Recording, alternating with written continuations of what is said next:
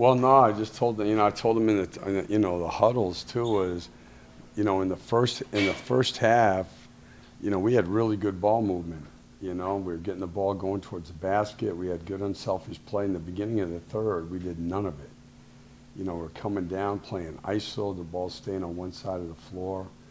And, they're too good and too disciplined. You're just not going to get good shots that way. And then, we missed some, right? We got some open looks, and then we had some drives that, we didn't finish. So, that to me and the turnovers. It's hard to beat a good team when you turn the ball over that many times. I think there was one stretch there, so you got 25-1, I believe it was. What did you see at that point? That's what I just talked about right there. Yeah. You just wanted to make sure. Yeah. Obviously, with Terry being not able to go, just how, I guess, sore, hurting most season. Well, he's sore because listen, I've only been here with him a little over a year, and he's played 4 or 5 times when, Joe will say, like, it's going to be hard for him to play, and he just plays. So I don't think they think it's significant, but, obviously for him to not play, then, he didn't feel good. I know this happens a lot now, but you get a player back, you lose a player, and as a coach, how can you mentally not get exhausted when this happens? Yeah, the thing is, like tonight is, like that. I don't know if it was the best, but that may well have been our best defensive game. They're really good offensively. We had a different look, a different intensity. We protected the rim better. We had, well, to me, took 4 or 5 charges. We didn't get all the calls, which you're not going to, but, Mike, I think that door might be locked. I think somebody's trying to get in. But, our defense was obviously more than good enough to win in the third quarter. We just got away from the things that, helped us. And, Nick scored 19 points on 12 shots. Now, that's efficiency, and he got us back in the game. So, there's some things, obviously, that are positive, and that's the way you have to look at it. Steve, going off of that, what were some of the things you thought your team did well defensively for 3 of those 4 quarters? Well, our defense was actually pretty good. Well, the third, but again, I think the third was more a byproduct of our offense, One of the things, if you watch our league now, because we missed, I would say easily in the first 5-6 minutes, 5 or 6 drives, the missed layup is the killer, man. You watch every game every night.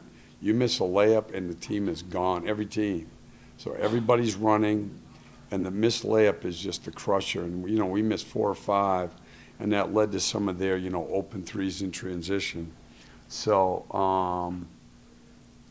that was a part of it. And again, the turnovers offensively. You just, right now it doesn't matter. No matter what, you're going to have 18 turnovers. You got to have firepower, and we don't have that kind of team. I don't have the exact number, but you opened the game with around 5 to 7 straight possessions attacking the paint. You mentioned how Jokic is a great player, but was any part of the game plan trying to make it consistently defend the rim and kind of make him work on defense? Yeah, any pick and roll with the 5-man, that's what you're trying to do every night. It's kind of a staple of what everybody does, right? And a lot of our baskets early in the game were more in transition or semi-transition too. So, I think any time, we always talk about you want to move their size. So I think every center you want to make them guard pick and rolls or dribble handoffs, flash game like they do, so that they, again, great offensive player, you want them to have to defend too. Cliff, you talked about Nick and his efficient night. How much of a springboard and confidence can it be for him going into the holiday and then the 6-game road when you guys come out of it? Yeah, listen, he's confident anyway. He doesn't need a big boost, but it's, he's one of the first guys in the gym. He's a hard worker. He's a very committed player. And, hopefully then, this can be the beginning of something for him. Coach, with the, obviously the injuries and all that, especially at the guard position, how much confidence does it give you, especially watching that fourth quarter and seeing, his efficiency on his shots, but how much, confidence does it really give you to potentially have, another capable? I have confidence in him anyway. I mean, listen, I'm just going to say this to you guys. I mean, it's one game. Look, I could give you stories from my 20-plus years in there of guys that you guys wouldn't have heard of that had 28 on a night or things like that. This happens. These guys are all good. He's a younger player. That's his strength. He knows that. He's got to get better at the other things, so that, the team functions well when he's out on the court. He knows that. But he's a shot maker, and tonight he got going. Coach, you currently, in the last 10 games, at least, ranked 27th in pace in the NBA. You guys were flying today, and it seemed like that kind of allowed you to win 3 of those 4 quarters. Are you guys trying to up the speed of the Well, play right now? yeah, part of it was, though, tonight, we always try to run. I mean, early in the year, we were like second, third in pace, right, for a long time. When you don't get stops, you're not going to play fast. Our defense has been so bad, or actually our defensive rebounding has been so bad. When you're constantly taking the ball of the net, you're not going to play fast.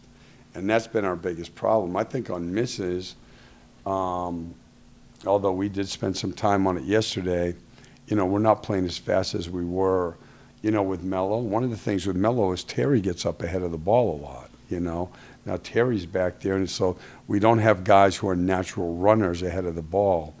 And Nick Richards has been running well, but, playing Ish more, Ish ups the tempo. But the biggest difference in our running game tonight was our defense was good.